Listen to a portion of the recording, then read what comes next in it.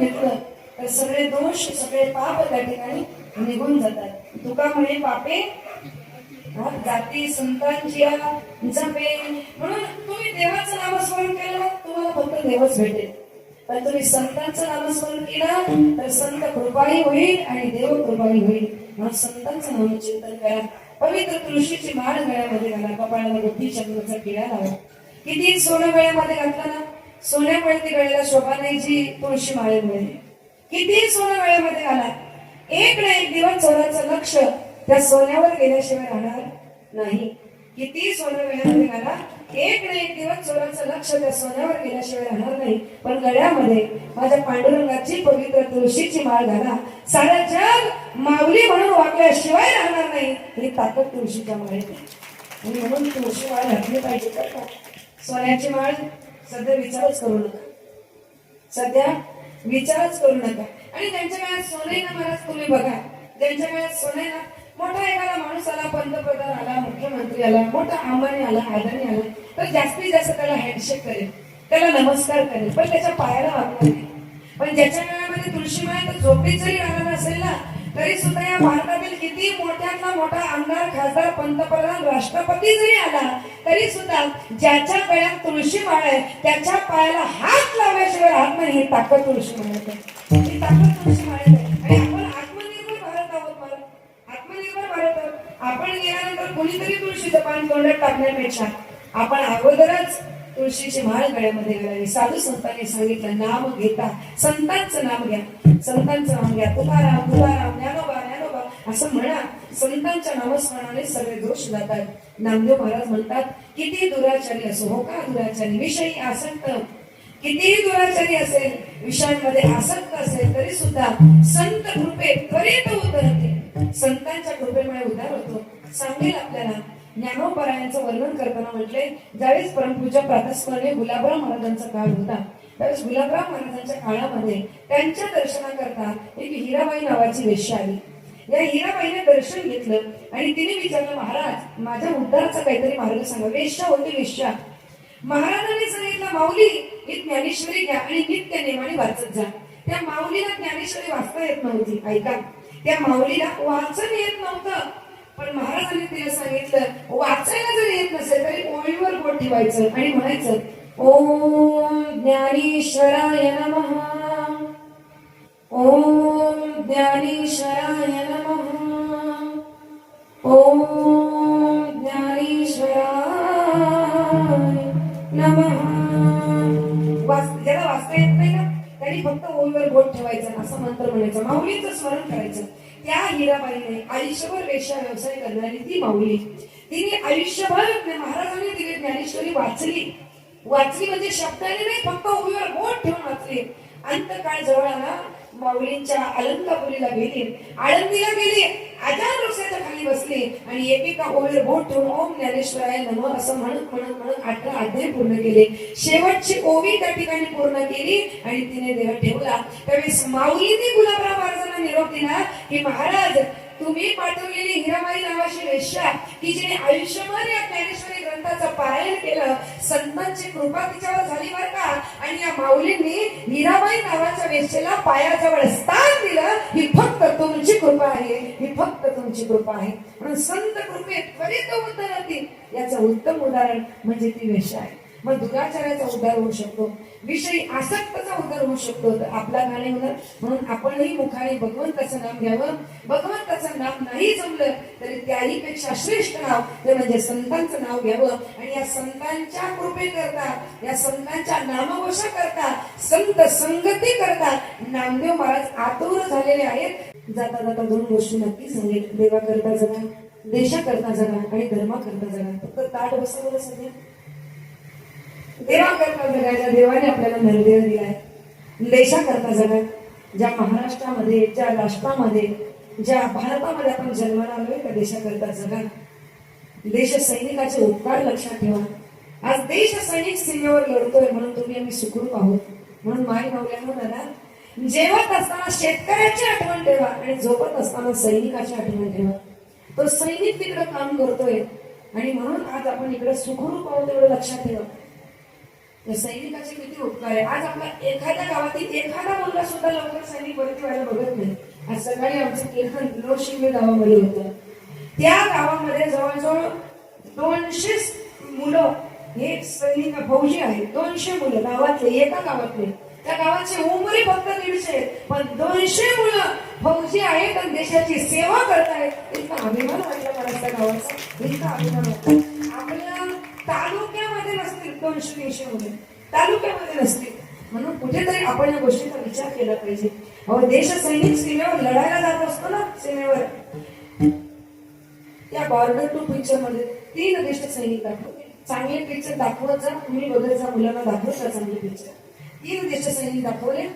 एक देश सैनिक ज्याचं लग्न होतं आणि रात्री ऑर्डर येते, लग्न झाल्यानंतर सायंकाळच्या वेळेला ऑर्डर येते. काय ऑर्डर येते की सीमेवर तुमची गरज आहे, सुट्टी कॅन्सल करण्यात आली आहे.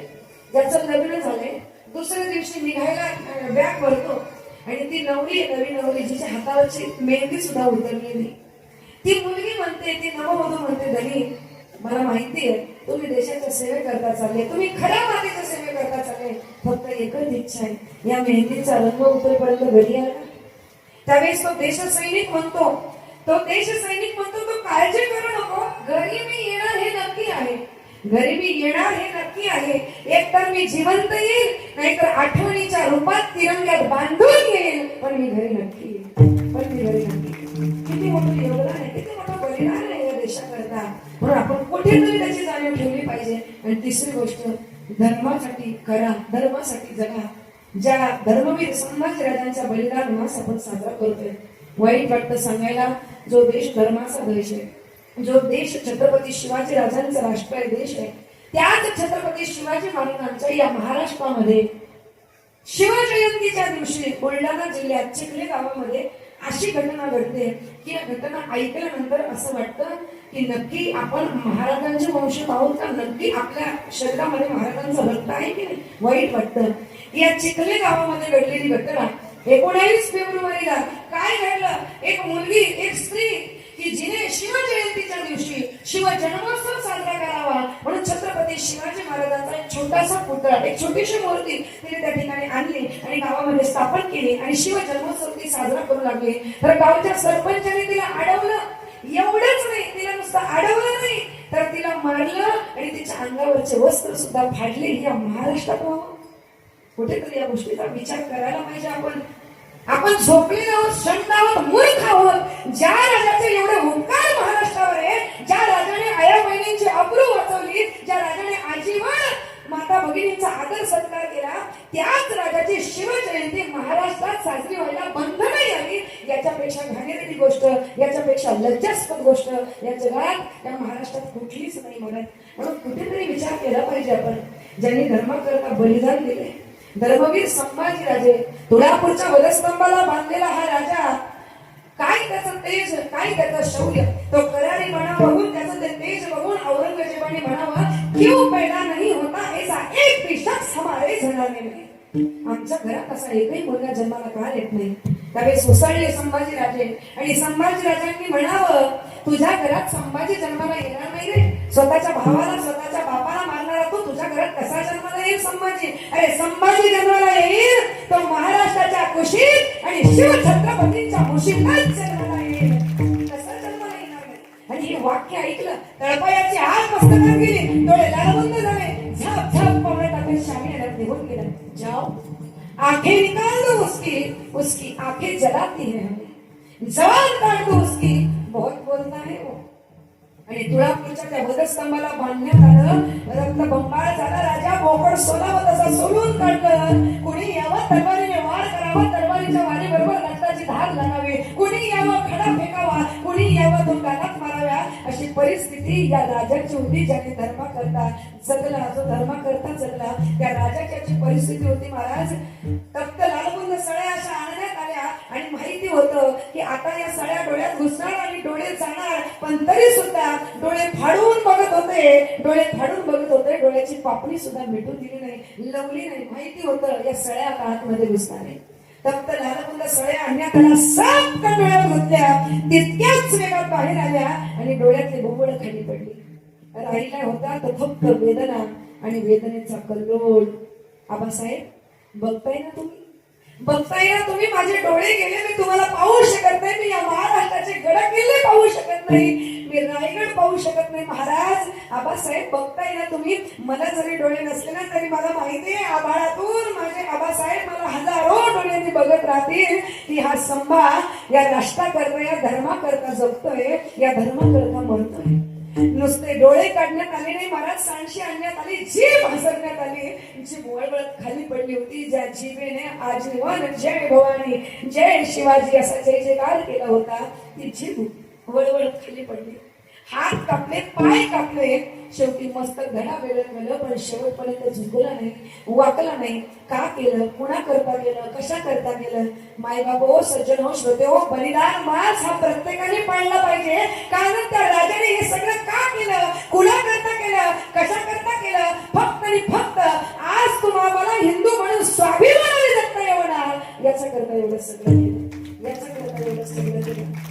शेवटी औरंगजेबाने म्हणावं, हमने उसकी आंखें निकाल दी, लेकिन उसकी आंखें झुकी नहीं हमारे सामने. हमने उसकी जबान काट दी, लेकिन उस जबान से मांगे नहीं रहम के दो लफ्ज उसने. हमने उसके हाथ काट दिए, लेकिन नहीं फैलाए उसने अपने हाथ हमारे सामने. हमने उसके पैर काट दिए, लेकिन नहीं टेके उसने अपने घुटने हमारे सामने. हमने उसकी गर्दन काट दी, लेकिन नहीं झुका वो हमारे सामने. सचमुच छावा है छावा, शेर का छावा, देश धर्म पर मिटने वाला शेर शिवा का छावा था. देश धर्म पर मिटने वाला शेर शिवा का छावा था. महापराक्रमी परम प्रतापी एक ही शंभू राजा का.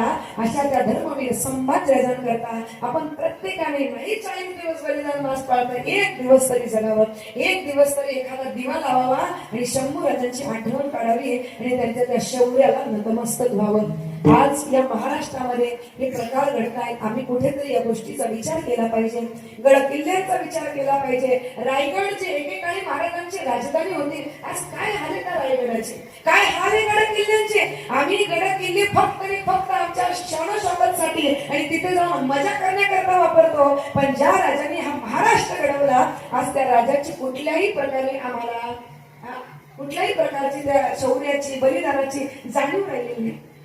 त्या चिखली गावामध्ये ती घटना घडली, त्या स्त्रीचे कपडे त्या ठिकाणी फाडण्यात आले आणि ज्या वेळेला हा विषय सगळ्यांना माहीत झाला त्यावेळेस एका रात्रीत छत्रपती शिवाजी महाराजांचा घोड्यासहित पुतळा त्या चिखली गावामध्ये बसवण्यात आला. एवढी ताकद आहे. तर शिवभक्तांनी महाराष्ट्राने मनावर घेतलं तर एका रात्रीत बुलढाण्यामध्ये चिखली गावामध्ये जर छत्रपती शिवाजी महाराजांचा पुतळा बसवण्यात येतो, तर 5 महिने झाले आमच्या भिवंडीतला छत्रपती शिवाजी महाराजांचा पुतळा 19 फेब्रुवारीला सुद्धा उभा राहत नाही. याचा अर्थ आपण कुठेतरी झोपलेलो आहोत. कुठे गेली आमची शिवभक्ती? फक्त शिवजयंतीच्याच दिवशी दाखवायची का? म्हणून या गोष्टीचा आपण विचार करा, प्रत्येक भक्ताने विचार करा, प्रत्येक वैष्णवाने विचार करा. ज्यांना असं वाटतं ना की मी महाराजांसाठी काहीतरी केलं पाहिजे, त्यांनी विचार करा. या देशाकरता, या देवाकरता, या धर्माकरता जगा. हिंदूंनो, धर्म वाचवायचा असेल तर आपल्याच माणसाकडून खरेदी करा. म्हणजे आपला माणूस 2 पैसे आपल्याकडून एक्स्ट्रा घेईल, पण आपला माणूस आपल्या दुधात थुंकणार नाही आणि आपला माणूस आपल्या बिर्याणीत गटारीचं पाणी टाकणार नाही. कारण त्याच्यामध्ये जे रक्त आहे ना, ते शिवाजी राजांचं रक्त आहे, ते शंभू राजांचं रक्त आहे आणि दुसऱ्याला त्रास देणं या रक्ताने कधीच शिकवलेलं नाहीये. म्हणून मुलांना राम शिकवा, कृष्ण शिकवा, ज्ञानोबा तुकोबा शिकवा, मुलींना परिपूर्ण कपडे घालायला शिकवा. बरं का माय मावल्यानो, वाईट वाटलं तरी चालेल, 4 वर्षाची मुसलमानाची मुलगी बुरखा घातल्याशिवाय घराच्या बाहेर पडत नाही. आणि आमच्या तरुण मुली 25-25 वर्षाच्या मुली छोटे टॉप घालून अर्धवट अंग उघडं ठेवून अंग प्रदर्शन करून शहरामध्ये फिरत असतात. या गोष्टीचा विचार आई वडिलांनी केला पाहिजे. अहो, आपल्या मुलीला छोटे टॉप घालायला शिकवण्यापेक्षा मुलीला विचारांनी टॉप करा. ती तुमचं नाव समाजाच्या टॉपला नेल्याशिवाय राहणार नाही. ही ताकद आमच्या भगिनींमध्ये, ही ताकद आमच्या स्त्रीमध्ये. करा मुलींना उभ्या, कुठे करा, इकडे तिकडे उभ्या करण्यापेक्षा कीर्तनात उभ्या करा, भजनात उभ्या करा, गायन शिकवा त्यांना, पखवाज वाजवायला शिकवा त्यांना. ज्यावेळेस एक मुलगी चांगली घडते ना, त्यावेळेस ती सासरच्याही कुळाचा उद्धार करते आणि माहेरच्याही कुळाचा उद्धार करत असते. म्हणून मुलींना घडवा, त्यांना चांगल्या मार्गाला लावा. स्वातंत्र्य असावं, पण विचारांचं असावं, शिक्षणाचं असावं, ज्ञानाचं असावं. कपड्यांचं स्वातंत्र्य करून काय करायचंय तुम्हाला? एक मुलगी एक मुलगी मकर संक्रांतीच्या दिवशी पतंग उडवायला निघाली. वडिलांच्या हातामध्ये मांजा होता आणि तो मांजा त्या ठिकाणी ती मुलगी उभी करून त्या ठिकाणी बापाला सांगत होती. पतंग उंच उंच गेली. मुलगी म्हणते, पप्पा मलाही अशाच आकाशामध्ये उंच उंच उडायचं आहे, पण तुमच्या बंधनामुळे मी उडू शकत नाही. काय म्हणते मुलगी? बोला पटकन. काय म्हणते मुलगी? मलाही असं आकाशात उंच भरारी घ्यायची आहे, पण पप्पा तुमच्या बंधनामुळे मी आकाशात अशी उंच भरारी घेऊ शकत. बोला बोला पटकन. नाही. बापाने काय केलं? खिशातून कैची काढली आणि त्या कैचीने ती दोरच कापून टाकली जी त्याच्या हातात होती. आता काय होईल? पतंग नुसता खाली पडत नाही, तर त्याला कुत्रे मांजरे प्राणी त्या ठिकाणी त्या पतंगाला तोडतात, खराब करतात. हे उदाहरण त्या पतंगाचं नाही, आपलं सुद्धा आहे बरं का मुलींनो. आपण आपल्या आई वडिलांच्या बंधनात आहोत, त्यांच्या संस्कारात आहोत, म्हणून आपण सुरक्षित आहे. त्यांच्या बंधनाची दोरी जर कैचीने कापली ना, तर आपल्याला कुणीच विचारणार नाही. म्हणून बंधनात सुख आहे. स्वातंत्र्य पाहिजे ना, विचारांचं असू द्या. स्वातंत्र्य पाहिजे ना, स्वातंत्र्य पाहिजे ना, तर ज्ञानाचं असू द्या. शिक्षण कुठलं घ्यायचं याचं स्वातंत्र्य घ्या. काय कपडे घालायचे या स्वातंत्र्याच्या नावाखाली स्वैराचार करणं हे धर्माला, संस्कृतीला, परंपरेला मान्य नाही. हे ज्ञानोपायाला सुद्धा मान्य नाही. म्हणून जैसी कुळ बदलू नकावी अवेवा ते आपला परिपूर्ण वेशात धारण करावा आणि मीराबाई सारखं, जनाबाई सारखं भागवत धर्माची पताका गळ्यामध्ये घालून या संप्रदायाचा प्रचार प्रसार करावा. याच्यापेक्षा मोठं भाग्य माता भगिनींना आपलं कुठलंही नाही. आणि म्हणून